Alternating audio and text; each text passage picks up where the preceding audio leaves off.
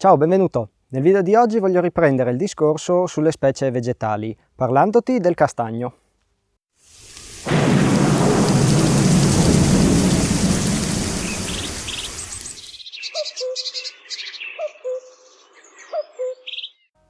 Il castagno è una specie arborea diffusa in tutta Italia, nella zona che va dai 200 metri fino agli 800 metri.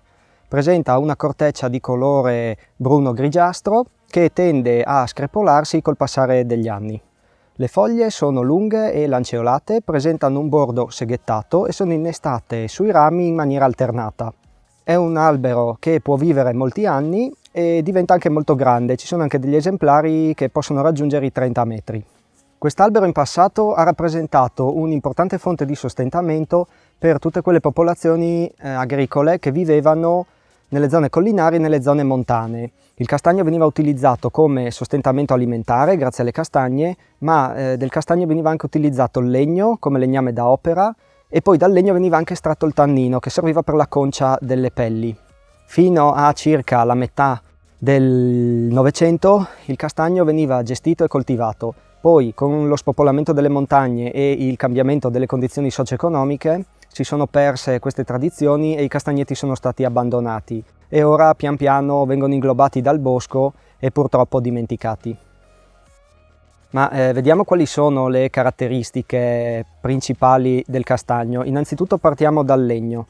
Il legno è ottimo, leggero e molto resistente. Quando è fresco si riesce a lavorare bene, poi una volta indurito resiste bene agli agenti atmosferici, all'umidità e sopporta bene gli sbalzi di temperatura, per cui è ottimo come legno da opera, soprattutto per opere esterne. Quindi in una situazione di bushcraft sopravvivenza è ottimo per la creazione di un riparo come può essere uno shelter. Il legno di castagno può essere utilizzato anche come legna da ardere. È meglio però utilizzare la legna stagionata, in quanto, come ti dicevo, il legno di castagno è ricco di tannini. Il potere calorifero del legno è inversamente proporzionale alla quantità di tannini, per cui per avere un buon potere calorifero bisogna bruciare legna di castagno ben stagionata.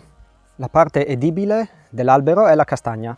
La castagna è un alimento molto nutriente ed energetico ed è abbastanza simile ai cereali dal punto di vista nutrizionale. Ha un contenuto calorico di circa 200 kcal in 100 grammi. È molto ricca di amido, vitamine del gruppo B e possiede una buona percentuale di sali minerali, come ad esempio il potassio, il fosforo, il sodio, il magnesio e il calcio.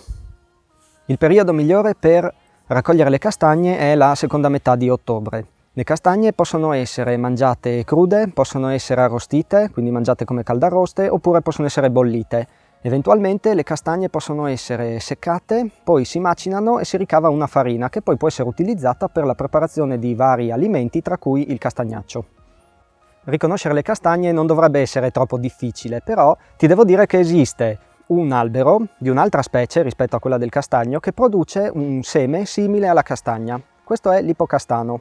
Questo albero è originario dei Balcani ed è stato importato in Europa. Ad oggi viene utilizzato spesso nei parchi e giardini come pianta ornamentale. Ciò che differenzia queste due piante sono innanzitutto le foglie. La foglia del castagno è lunga, lanceolata, col bordo seghettato ed è singola, mentre la foglia dell'ipocastano è composta da 5 elementi. Inoltre il riccio è diverso, per il castagno è molto fitto e pieno di aculei, mentre il riccio dell'ipocastano presenta pochi aculei e molto tozzi. La castagna è diversa, quella dell'ipocastano è un po' più rotondeggiante, un po' più cicciotta e dal gusto è amara. Mi raccomando, non raccogliere e non mangiare le castagne dell'ipocastano perché contengono dei principi tossici per cui non sono commestibili.